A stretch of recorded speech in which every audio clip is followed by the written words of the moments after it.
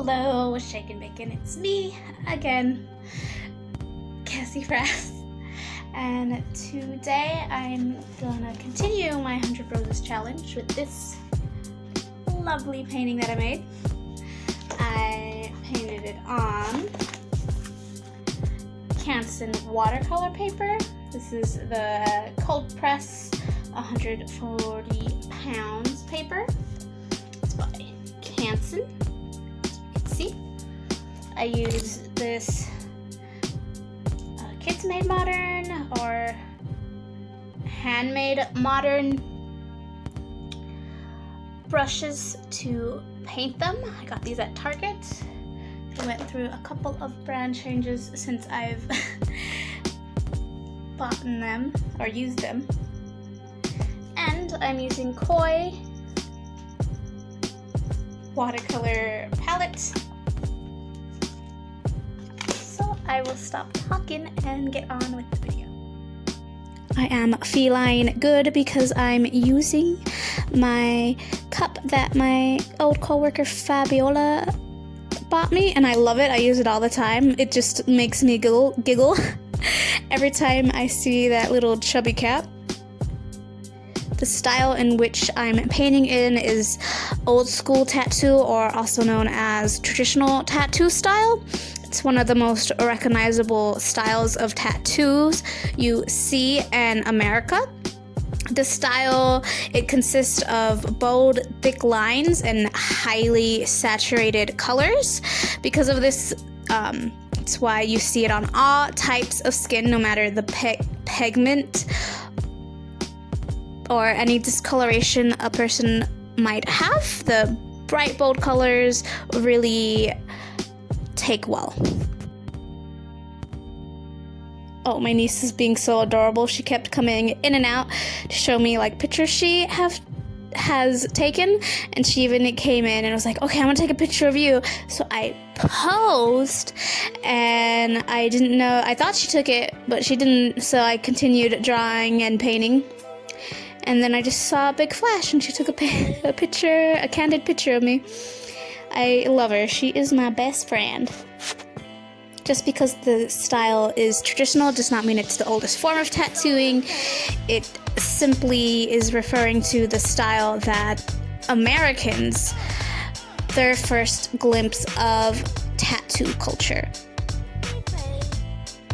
In the late 1800s and early 1900s, tattoos were considered very vulgar. They were taboo, and because of this, the heavily tattooed people, or people with tattoos regardless, were outsiders.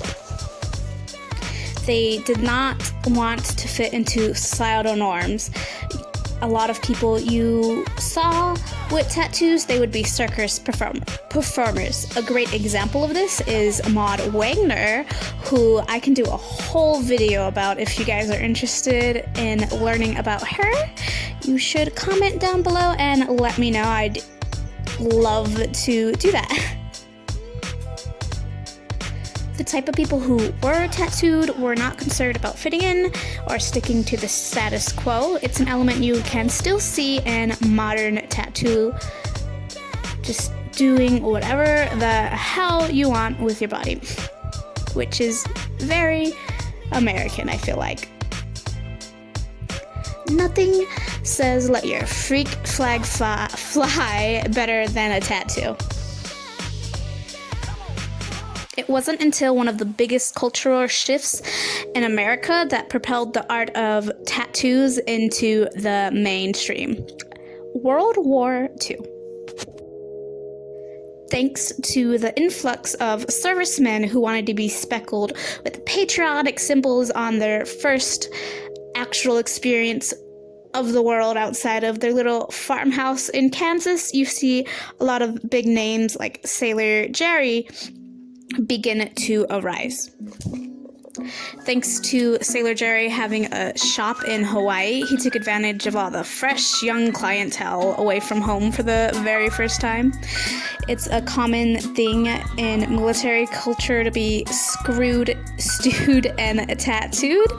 I know plenty of military service members, and it's just something that happens when you're away from home with all the freedom in the world.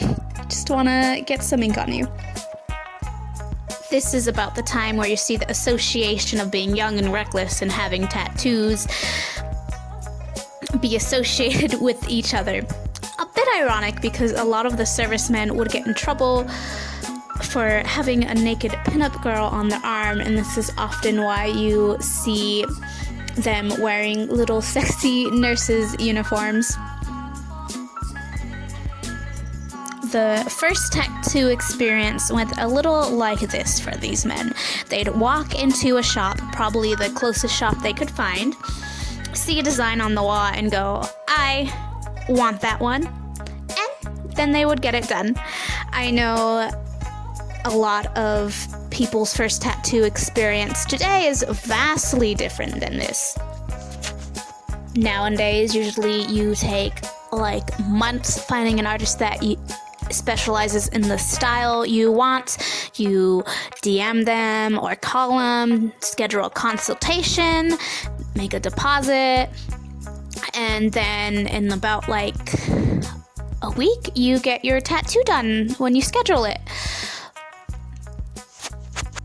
Oftentimes you would see people with the same exact tattoos because they were picking things off the wall. This type of tattoo style didn't get a name until you started seeing more shops pop up with their own styles and choices to choose from. The style in which you point at the wall and go, "I want that," that is called flash. And even the term old school didn't become a term until these new shops popped up that were more specialized. It was due to the rising popularity in tattoos where the term old school had to be introduced in order to know exactly what you were getting yourself into. The art of tattooing has such a deep history that I can't possibly put it all into one video. It is a symbol of counterculture here in America.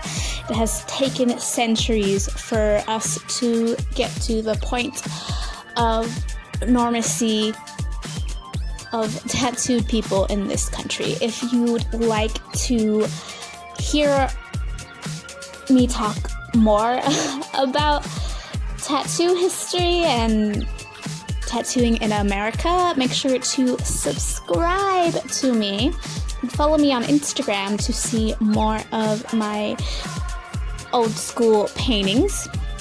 Not even 100 years ago, people who were tattooed were outcasts.